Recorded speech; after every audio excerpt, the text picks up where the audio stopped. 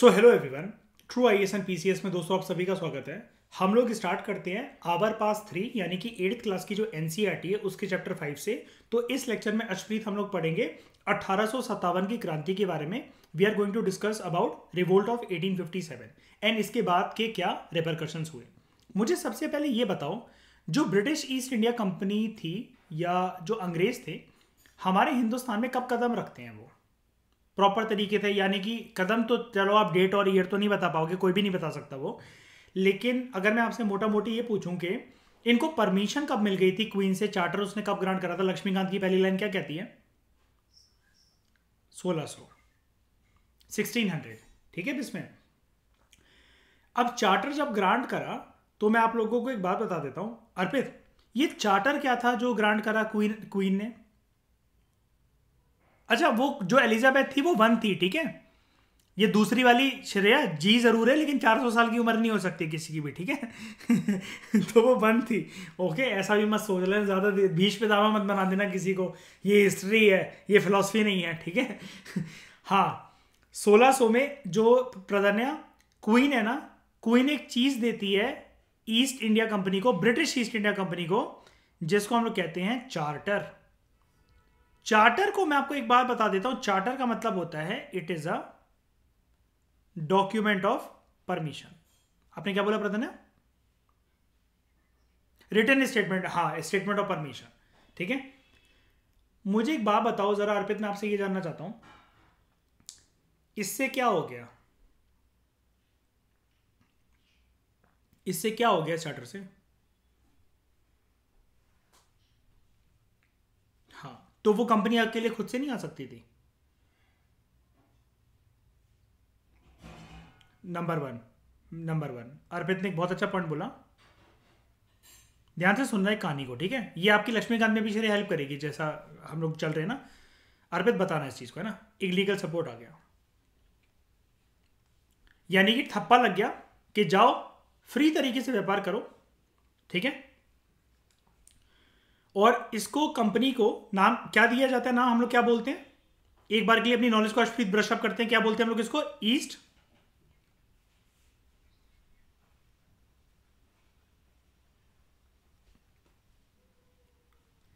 तो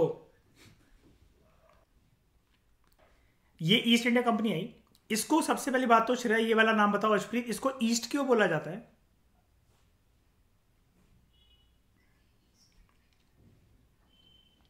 यानी कि ईस्ट में ट्रेड करने वाले आए थे, मतलब हाँ, ये यूके यहां पर है एंड इनके हिसाब से ईस्ट जो है,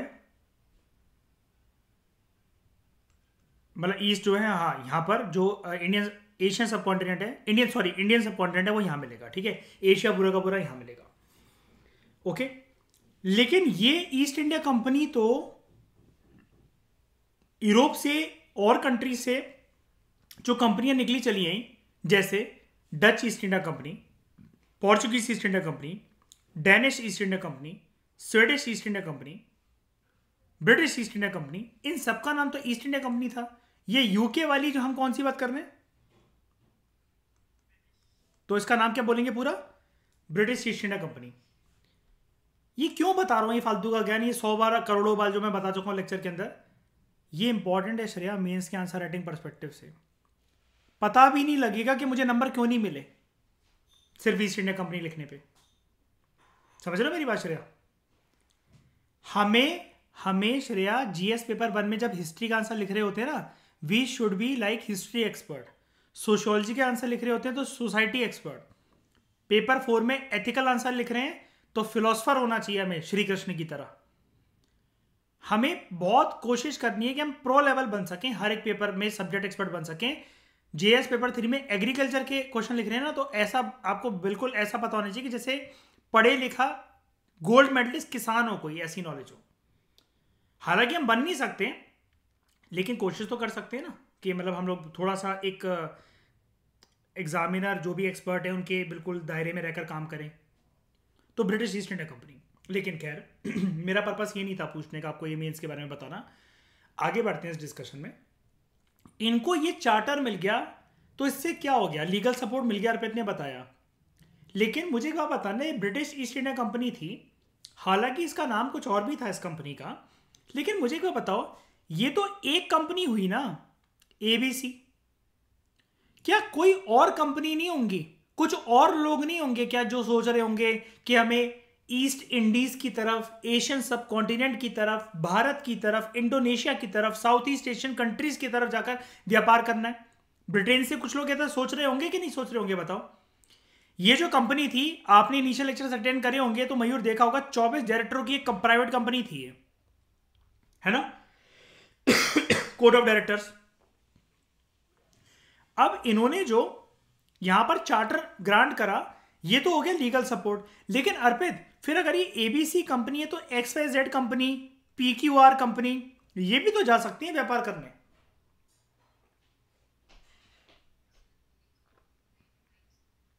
क्या कर दिया था? हाँ जी, ये चीज सुनी है ना श्रेया आपने लेक्चर्स में, कि ये जो एक पर्टिकुलर कंपनी है, ये 24 कोड ऑफ डायरेक्टर्स की जो कंपनी है, अच्छा इसके नाम नहीं थे कहीं, ये सोचो एबीसी कंपनी, XYZ कंपनी, ठीक है, एक बात बता रहा हूं मैं, कहने का तरीका है वैसे, ठीक है, लेकिन ये 24 डायरेक्टर वाली बात ठीक है, कोड ऑफ डायरेक्टर्स। इन्होंने बोला मैडम जी हमें ना मोनोपोली दे दो, मोनोपोली दे दो, और किसी कंपनी को मत यहां पर इंटरफेयर करने देना। मान लो मेरी किसी ऐसी बंदी से शादी हो जाए जो MCD कमिश्नर हो या MCD ऑफिसर हो बहुत बड़ी, अब मैं कहूं जो धंधा बेबी मैं यहां खोलने वाला हूं ना, तुम सबकी दुकानें बंद कर देना, सबके बिजनेस सब करवा देना, कि आसपास सिर्फ तुम्हारे खसम की दुकान होनी चाहिए, इसी का बिजनेस होना चाहिए और कोई कुछ ना कर सके यहां पर। तुम सबके लाइसेंस का, इसका उसका कुछ भी मुद्दा बनाकर सबके धंधे को चौपट करवा देना, सिर्फ हमारी मोनोपोली होनी चाहिए। बोलेगा क्या?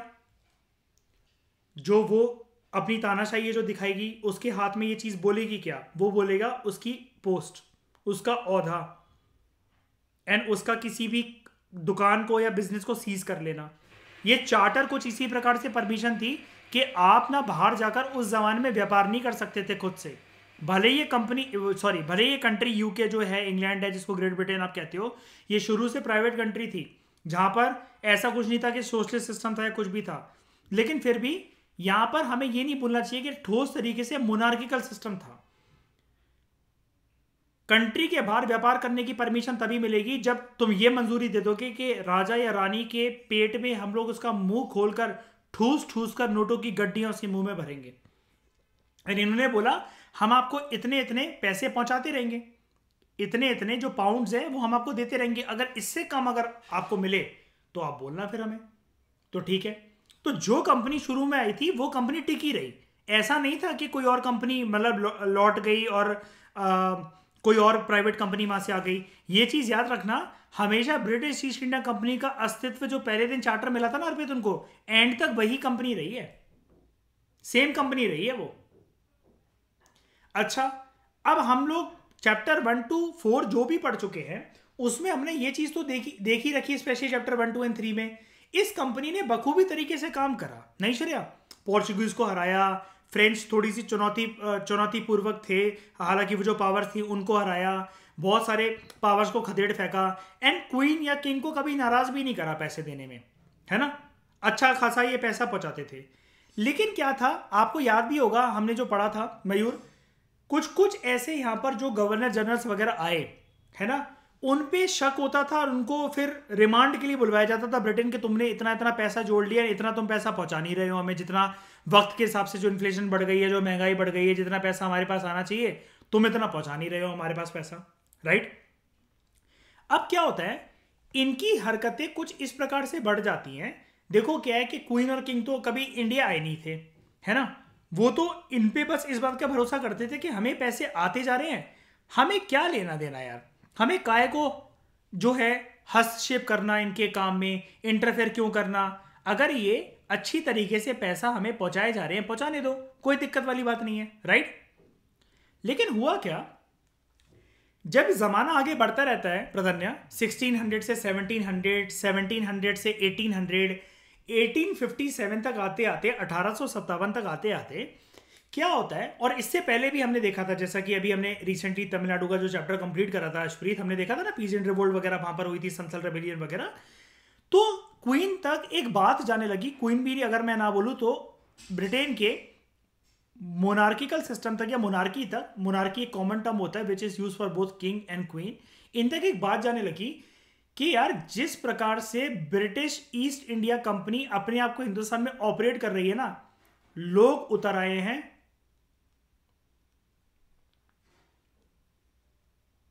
बगावत पर। एंड बगावत क्या होता है?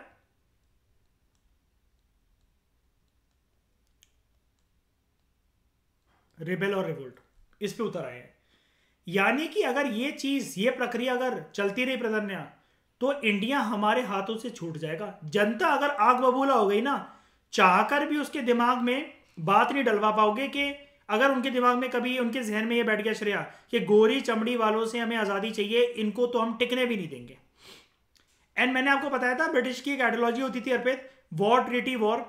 हमेशा ये लोग कभी भी शांति व्यवस्था बनाकर रखना चाहते थे, क्योंकि इनका ये मानना होता था अगर हम रेबेलियन या रिवोल्ट को शांत करने में ज्यादा energy, money and muscle power waste कर देंगे तो कोई मतलब ही नहीं है ना, वो तो खर्चे वाली बात है।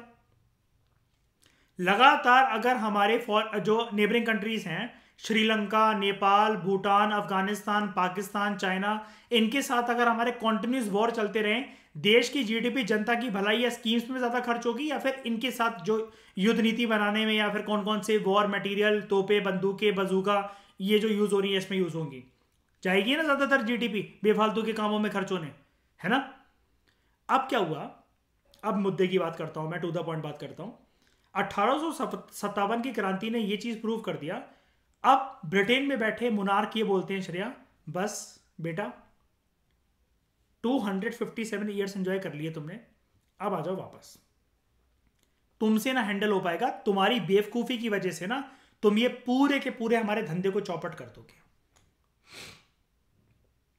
बंद करो इसको, बोरिया बिस्तर पैक करो। अब प्राइवेट कंपनी से हिंदुस्तानी संभाला जा सकता, क्योंकि ये एक ऐसी क्रांति थी कि मयूर के बिल्कुल मान लो कि एंड तक, डेड एंड तक ये जा रहा है और इंडिया बस छूटने की कगार पर ही था। वो तो कैसे ना कैसे करके संभाल लिया क्वीन ने। अच्छा, इसके बाद ये क्रांति हुई, मैंने हमेशा बोला ना वॉर ट्रीटी वॉर, यहां पर तो अंग्रेजों ने भी बहुत मतलब क्या कहते हैं खून खराबा करा हिंदुस्तानियों के साथ, लेकिन अगले ही साल लॉलीपॉप क्या देती थी। 1858 में क्या आता है,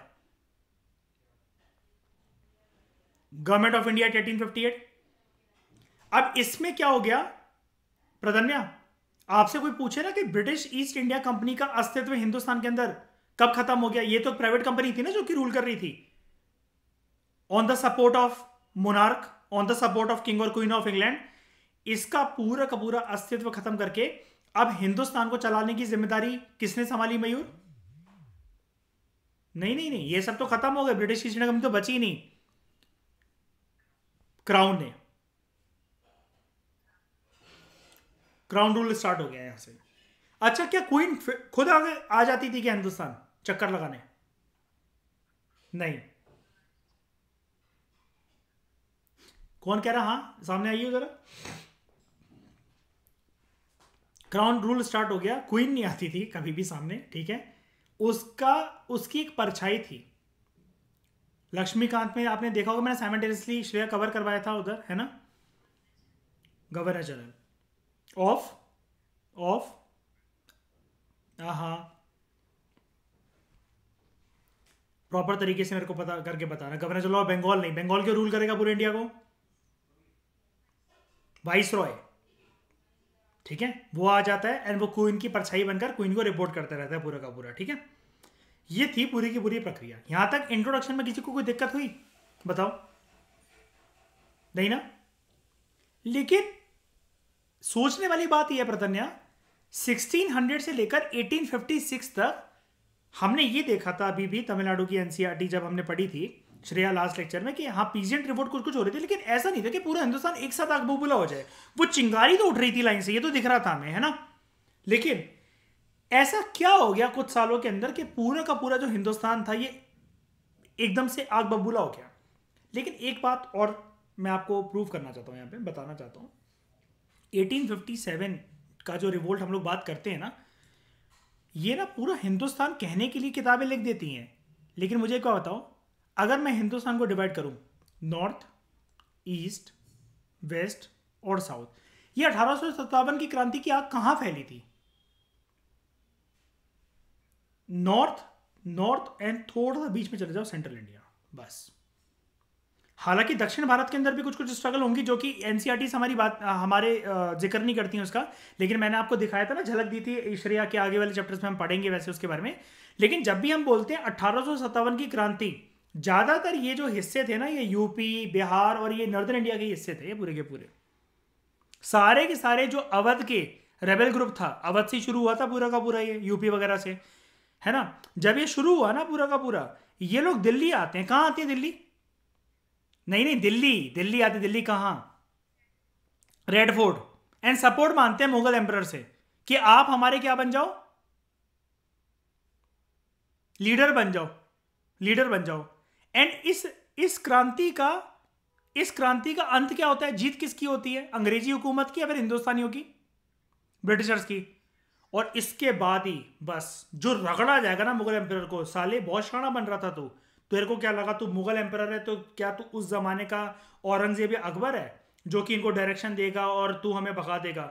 अभी तक ही इज्जत करते थे, मनी मन के अंदर वैसे तो चिढ़ते थे, लेकिन इज्जत करते थे मुगल एम्परर के अस्तित्व को, उसके गद्दी का मान सम्मान करते थे।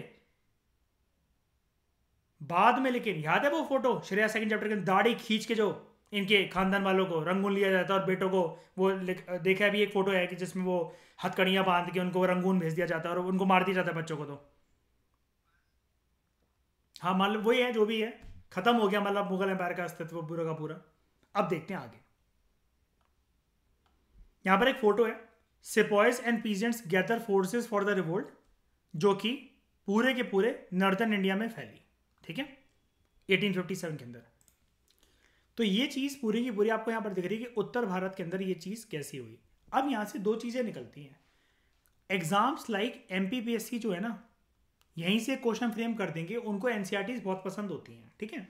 और अब तो यूपीएससी का क्राइटेरिया ऐसा हो गया कि वो बहुत स्टैटिक पे उतर आया है, एंड ये बाकी जितने स्टेट लेवल के एग्जाम है थोड़ा सा यूपीएससी के लेवल पर एनालिटिकल स्टेटमेंट्स बनाने की कोशिश कर रहे हैं। यूपीएससी फैक्चुअल स्टेटमेंट पर उतर है कि 4 ऑप्शन देता है और कोई हेरा फेरी नहीं होगी उसके अंदर, सिलेक्ट करो 1 2 3 4 कुछ भी जो है, कोई पेयरिंग वगैरह नहीं। अब ऐसे क्वेश्चन पर उतर आ रहा है यूपीएससी, ठीक है।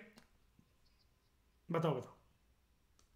तो देखो यहां पर कुछ जो मैं आपको बता रहा था, आइडियोलॉजी समझने की कोशिश करो श्रेया, अर्पित।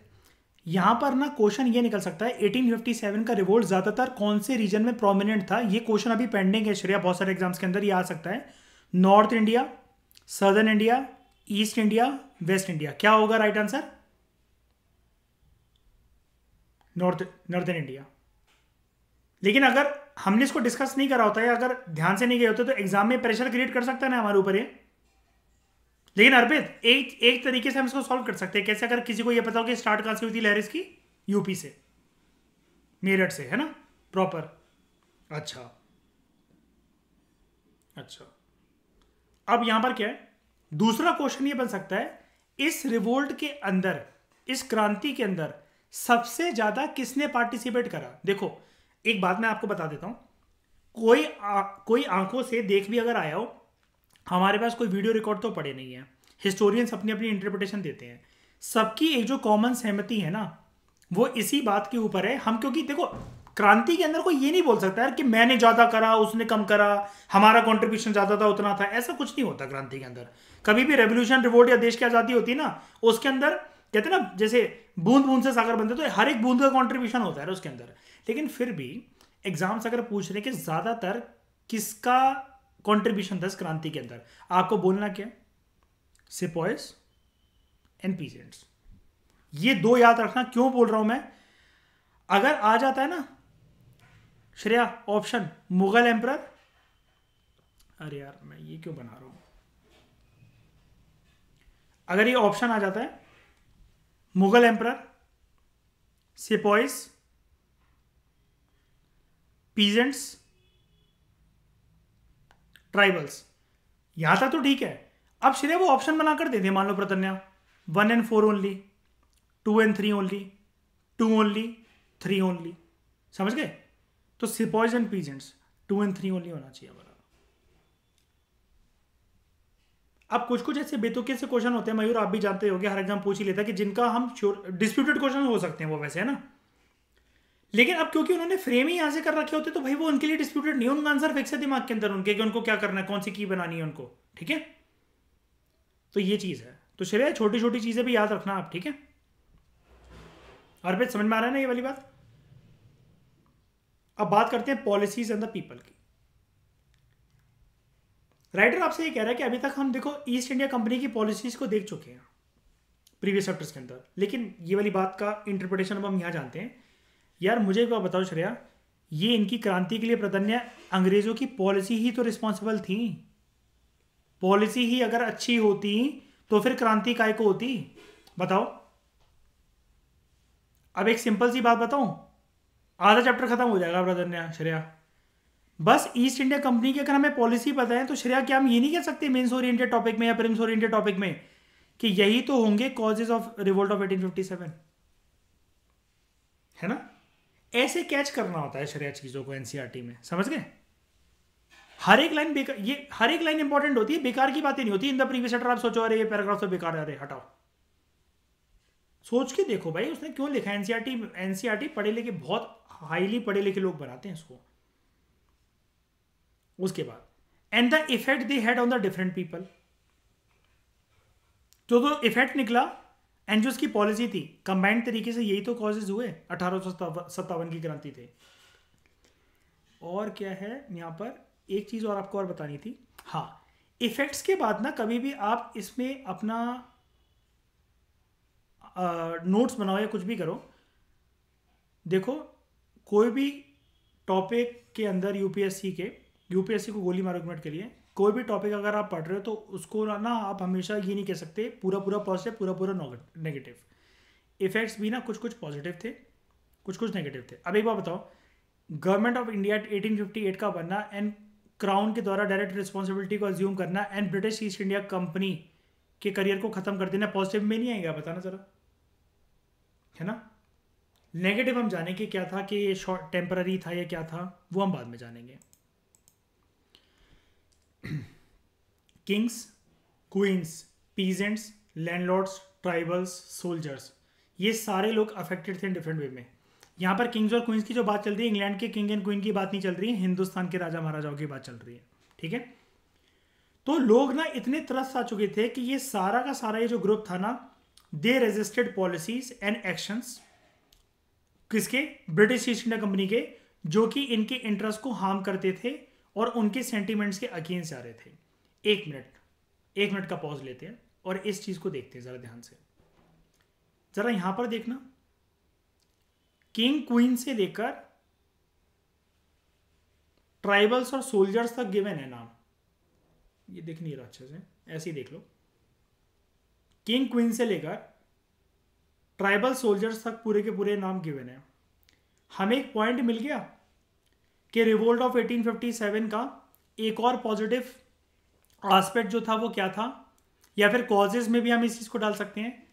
क्या हम ये बोल सकते हैं high prestigious classes to low classes, ये सारे के सारे लोग अफेक्टेड थे, राजा महाराजाओं से लेकर छोटे छोटे झिंगालाला हु करने वाले ट्राइबल्स तक, बताओ, किसी ना किसी वे में। एंड हमने जो लास्ट क्लास में जो तमिलनाडु के एनसीईआरटीज में जो हमने रिवोल्ट देखे श्रेया, वो एक प्रकार से यहीं से तो शुरू हुए थे, peasant and tribal revolts, Santhal rebellion वगैरह। तो क्या हम ये कह सकते हैं कि उनकी पॉलिसीज का नेगेटिव परिणाम इन हर किसी के जीवन पे निकल रहा था। And one of the answer I think we can do is कि हम ये बोल सकते हैं रिवोल्ट ऑफ 1857 अपने आप में यूनिक क्यों था। यहां पर जो पार्टिसिपेशन थी वो ऑलमोस्ट हर एक सेक्शन से आई, और वहां पर आप क्या मेंशन कर सकते हो मयूर, king, queen, peasants, landlords, tribals and soldiers. इसको प्लीज याद रखना, ये अपने आप में एक प्रीलिम्स का क्वेश्चन बन सकता है श्रेया। सारी लिस्ट दे देंगे आपको 1 2 3 4 5 6, इनमें से कौन लोग शामिल थे रिवोल्ट ऑफ 1857 में। मैं अभी बता रहा हूं कि बहुत ईजी लग रहा होगा ये, इस पे शक हो जाएगा आपको, ट्राइबल्स पे नहीं होगा ना, लैंडलॉर्ड्स पे शक हो जाएगा। बिल्कुल नहीं पढ़ रखा है वो बंदा किंग एंड क्वीन को सबसे पहले एलिमिनेट कर देगा, ठीक है, छोटी छोटी चीजें होती हैं, लेकिन ये जानना बहुत इंपॉर्टेंट है अपने 365 दिन को बचाने के लिए, ताकि फिर से ना लिखना पड़े एग्जाम।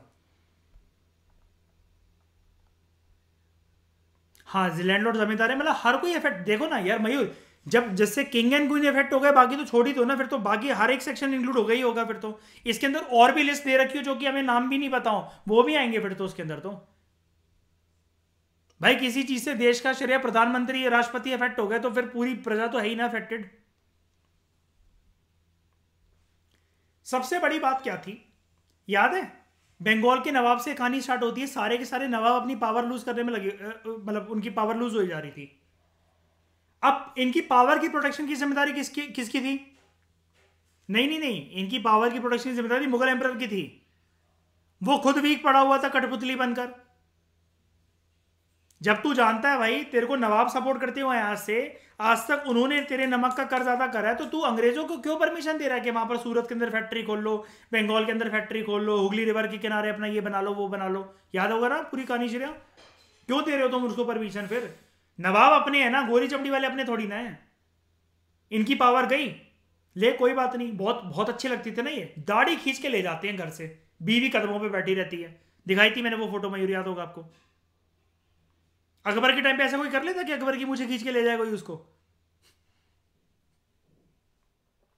तो nawabs lose their power since the mid 18th century. जो नवाब्स और जो राजास थे, इनकी पावर जा रही थी।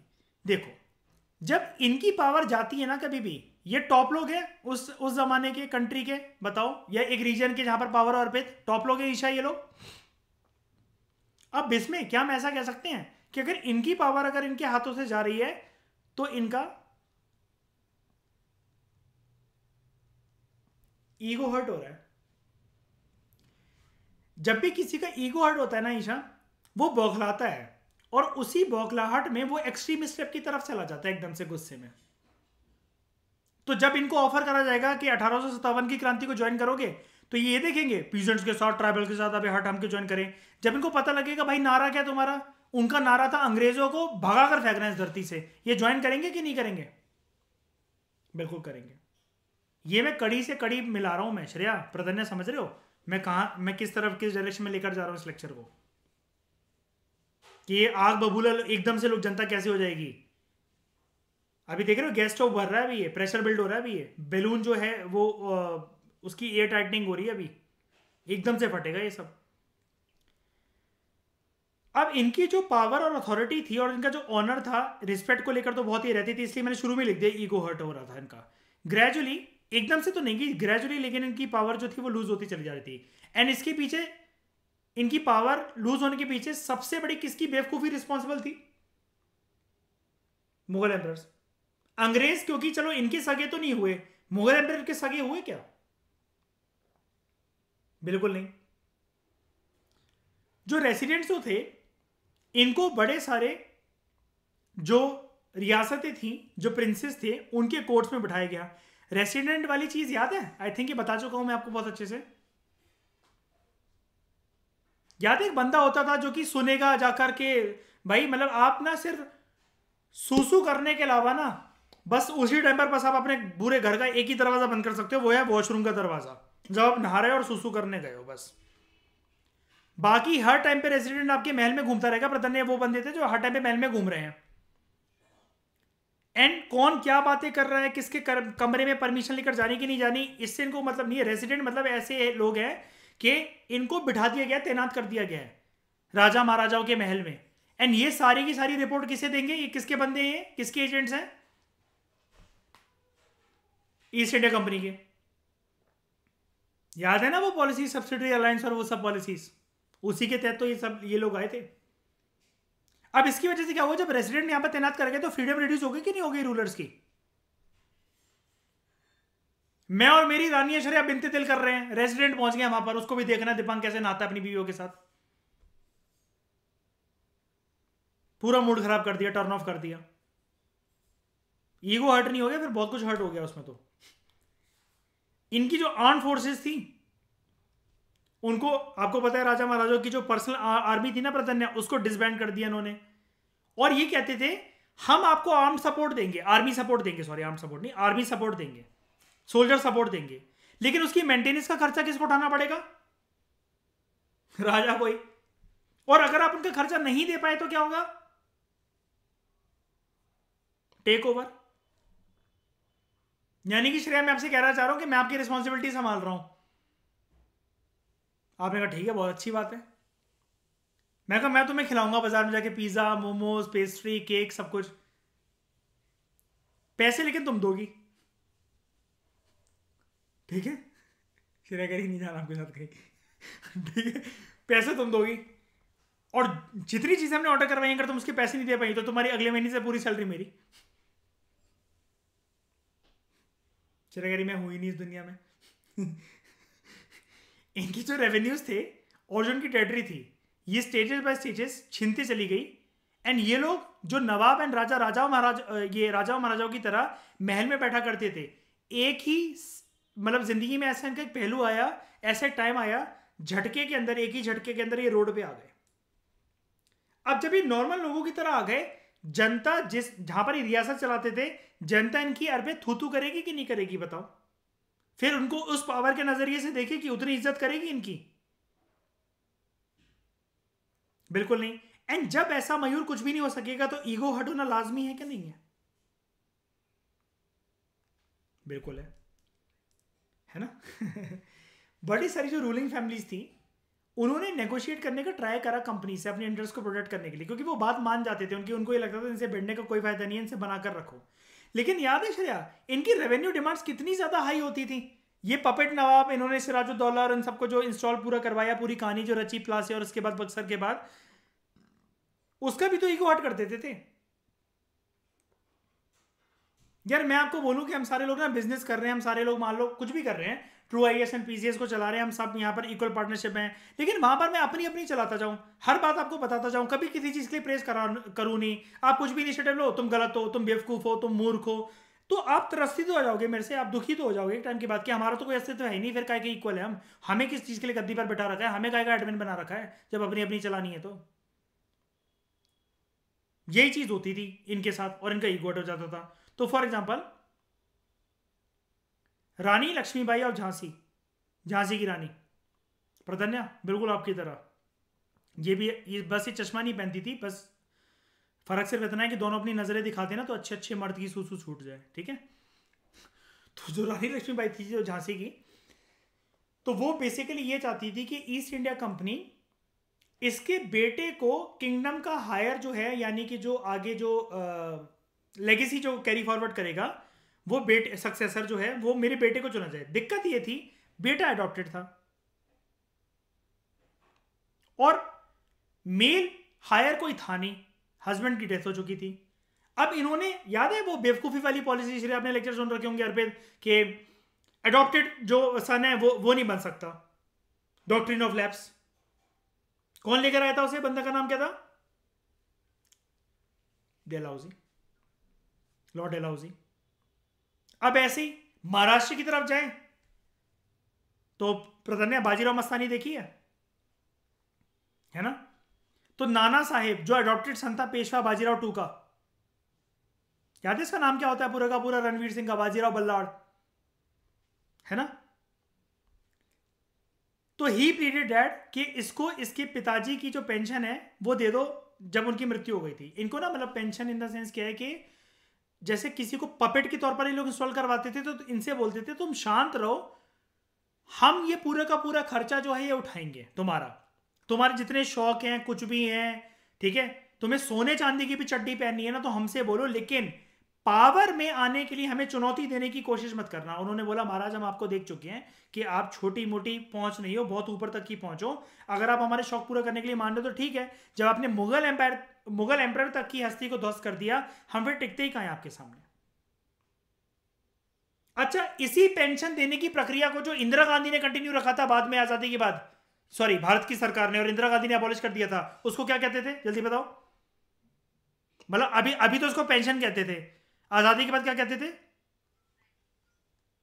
Private purse. कहां सुना है श्रेय टर्म?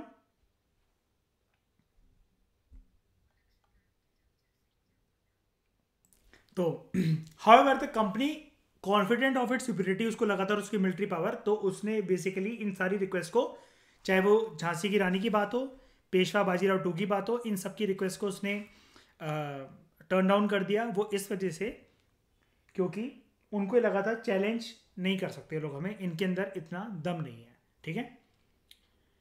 क्योंकि असली सुल्तान तो अब यही बन गए थे एक तरीके से। एंड सुल्तान बनने के लिए क्या चाहिए होता है मयूर? इरादे दोनों मजबूत होने चाहिए, है ना। बात करते हैं अवध की। ये लास्ट टेरिटरी थी जिसकी एनेक्सेशन होनी थी। वेयरएस अवध आज के टाइम में कहां देखने को मिलता है हमें? यूपी, ठीक है। 1801 में हुआ क्या याद है? श्रेय पूरी कहानी, सब्सिडरी अलायंस अब इंपोज करा गया अवध के ऊपर। अब 1856 तक आते आते इसको पूरा टेक ओवर कर लिया गया। अच्छा, इतना टाइम क्यों लग गया? तब तक अवध घसीटे घसीटे घसीटे घसीटे अपने आप को चला रहा था, है ना, बस। और सांसें रुक गई फिर 1856 तक आते आते, and it was taken over. Governor general जिसने ये पॉलिसी लाई पूरी की पूरी, डेलहाउसी, उसने डिक्लेयर करा अवध के ऊपर, मतलब जो भी प्रक्रिया हुई पूरी की पूरी। एंड डॉक्ट्रिन ऑफ लैब्स भी इसी का था, है ना। गवर्नर जनरल डेलहाउसी ने डिक्लेयर करा ये जो टेरिटरी है it is being misgovern and British rule needed है इनकी प्रॉपर एडमिनिस्ट्रेशन के लिए। अब मेरी बात ध्यान से सुनना, सबसे पहला कॉज जो होता है ना अर्पित, रिवोल्ट ऑफ 1857 का, 1857 की क्रांति का, इसको बोला जाता है डेलहाउसी की, यही वाली जो लाइन लिखी हुई ना अर्पित, इसको बोला जाता है डेलहाउसी की ये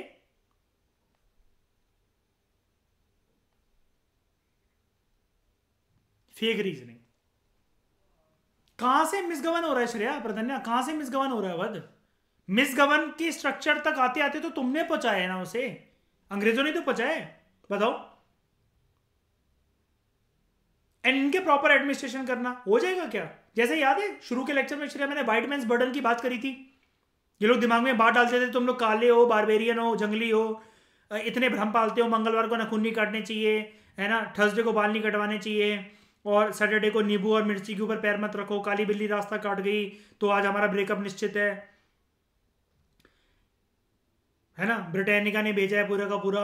ये सारी चीजें तो वो हमें बारबेरियन कह के ठुकरा देते थे और कहते थे इसलिए हम लोग तुम पे रूल करने आए हैं यहाँ पर, गॉड ने भेजा है हमें। एंड हमारे रूल को अगर तुमने चैलेंज करा तो यानी कि तुम किसकी अवहेलना कर रहे हो? भगवान की। तो ये पहला कॉज बनता है अर्पित, ईशा याद रखना इसको बिस्मय, कि डेलहाउसी का ये रीजन देना, इसकी वजह से अवध आग बबूला हो गया था। नाउ जो कंपनी है, कौन सी कंपनी की बात हो रही है यहां पर? अंबानी, अदानी, ब्रिटिशर्स, ठीक है। हाँ, दिमाग को जिंदा रखा करो बिल्कुल। जो कंपनी है इसने बेसिकली अब ये प्लान बनाया कि आखिरी चीज कौन रह गई है? मुगल डायनेस्टी। इसके एम्परर्स को हम लोग कब तक पालते रहे, कब तक क्या क्या करते रहे, तो हमें इसको धूल चटानी है। जो भी कंपनी कॉइन्स मिंट करती थी ना अभी तक, उस पे मुगल किंग के बारे में एक साइड पर, कॉइन्स की दो साइड होती है ना, एक पर तो वैल्यू लिखी जाएगी, दूसरे साइड पर मुगल किंग का नेम होता था। अब मैं एक बात बताता हूं श्रेया, ये इतनी इंपॉर्टेंट लाइन है ना कि इसकी जितनी तारीफ करूं उतना ही कम है। स्पेक्ट्रम पढ़ लेना पूरी की पूरी, कुछ भी पढ़ लेना बाजार से बुक लाके, इंटरनेट पे तक पे सर्च कर लेना, एक जगह इसकी कंपाइलेशन इतनी इजी टर्म्स में हो नहीं पाएगी। ईशा, इस लाइन की दम समझाता हूं मैं आपको, कितनी दम है इस लाइन के अंदर। देखो, आपको ना 2-3 फैक्ट्स याद रखने पड़ेंगे। सबसे पहले जब आप पूरा का पूरा मॉडर्न यूनिवर्सिटी कवर करो तो कॉइन्स जो थे, ब्रिटिश ईस्ट इंडिया कंपनी को जो परमिशन मिली कॉइन्स की क्या होती है? प्रिंटिंग के मिंटिंग? मिंटिंग पढ़ा था ना मनी इन बैंकिंग के अंदर। मिंटिंग प्रेस इनकी कहां थी? परमिशन कब मिली? कौन से मुगल एम्परर ने दी? ये धीरे धीरे स्टोरी में आपको क्लियर हो जाएगा। इन फर्स्ट चैप्टर से अभी तक आपको क्लियर हो भी गया होगा। एंड डोंट वरी, अगर एनसीईआरटी में नहीं हो पाया है, तमिलनाडु में जैसे हम हायर स्टेजेस पे पढ़ेंगे, स्पेक्ट्रम पे आएंगे, स्टडी आईक्यू की बुक पे आएंगे, आपको सारे नाम क्लियर हो जाएंगे। मैं बता रहा हूं आपको कि एक आपको चेन कवर करनी है। कॉइन्स की मिंटिंग की परमिशन किस लिए दी? मिंटिंग की प्रेस कहां पर खोली गई? एंड ये लाइन इंपॉर्टेंट बन जाती है श्रेया हमारे लिए कि जो परमिशन दी जिस मुगल एम्परर ने, उसने एक शर्त रखी थी। ये शर्त के बारे में कोई बुक जिक्र करती ही नहीं है कभी भी।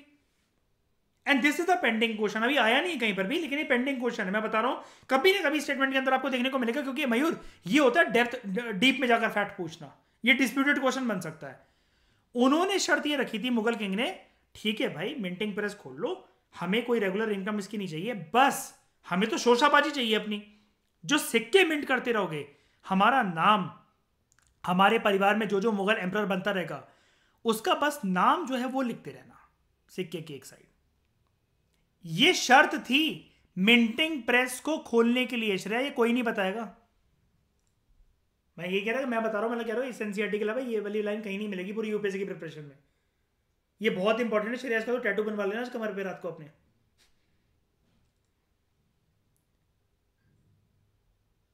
कह रहे ठीक है। 1849 के अंदर जो गवर्नर जनरल था डेलहाउसी, इसने अनाउंस करा बहादुर शाह जफर की डेथ के बाद। अच्छा भाई ये कौन सा बहादुर शाह जफर है? एनसीईआरटी भी आधी अधूरी इंफॉर्मेशन लिखती है। बहादुर शाह जफर, आगे पूरा नाम क्या बोलूं उसका? टू। जो फैमिली थी जो मुगल एम्परर की, इसको शिफ्ट करा जाएगा रेड फोर्ट। रेड फोर्ट इनका घर था, ठीक है, और दूसरी जगह इनको दी जाएगी दिल्ली में रहने के लिए। 1856 में क्या हुआ, गवर्नर जनरल लॉर्ड कैनिंग, इसने डिसाइड करा दैट बहादुर शाह जफर टू ये लास्ट मुगल किंग माना जाएगा हमारी नजरों में। एंड इसकी डेथ के बाद, क्योंकि इसके अब कोई वंश रह नहीं गया था जिसको हम लोग किंग रिकॉग्नाइज कर सके, तो बाकी लोगों को सिर्फ और सिर्फ इनके खानदान के जो लोग थे उनको प्रिंसेस ही बोला जाएगा। एंड इनको भी कहां जीने दिया। मुगल वंश का कोई भी, मुगल साम्राज्य का कोई भी वंश आज के टाइम में है क्या? होगा क्या? नहीं, कहां है, कहां देखने को मिलता कोई? आती खबर, करंट अफेयर पढ़ा बचपन से लेकर अभी तक कुछ भी नहीं है। नहीं है, नहीं है, कोई भी नहीं है श्रेया? क्या बताओ? नहीं है, नहीं है, कहाँ है, कहाँ पर है? तो इस डिस्कशन में दोस्तों फिलहाल इतना ही। Thank you very much for discussion.